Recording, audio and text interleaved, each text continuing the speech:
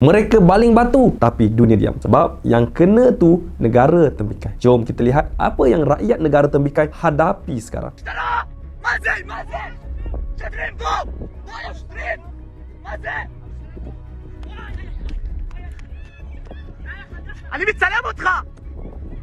Masya Allah. Hari ini, komuniti Badui, negara tembikai di Shusha, selatan Hebron kena serang lagi. Sekumpulan pelampau Yahud datang, baling batu ke arah penduduk kampung, di backup oleh tentera negara haram sendiri. Kau faham tak mana dia? Orang yang dihalau kena serang. Yang menjajah siap dilindungi oleh tentera lagi. Dan semua itu berlaku di satu kawasan nama dia Masafir Yatta. Tempat yang negara haram tengah cuba kosongkan. Bukan sebab keselamatan, tapi sebab nak bina penempatan Yahud baru. Nak rampas tanah, kena halau orang dulu. Dan cara paling murah, baling batu, ancaman, serangan, sampai orang tak tahan, dia akan lari. Ini bukan kes terpencil, tapi sebab mangsa itu negara tembikai, semua media barat buat tak nampak. Komen, projek, kalau korang rasa apa yang berlaku di Shusha bukan sekadar penindasan, tapi projek pembersihan etnik depan mata. Like, komen, share dan save. Sebelum video ini di-delete, semoga share anda dikira sebagai salah satu dari perjuangan pembebasan Al-Aqsa. Jika untuk sebarkan video ini terasa berat, lalu apa yang kamu sanggup lakukan demi agamamu? Alhamdulillah, kami sedang salurkan bantuan anda ke Gaza.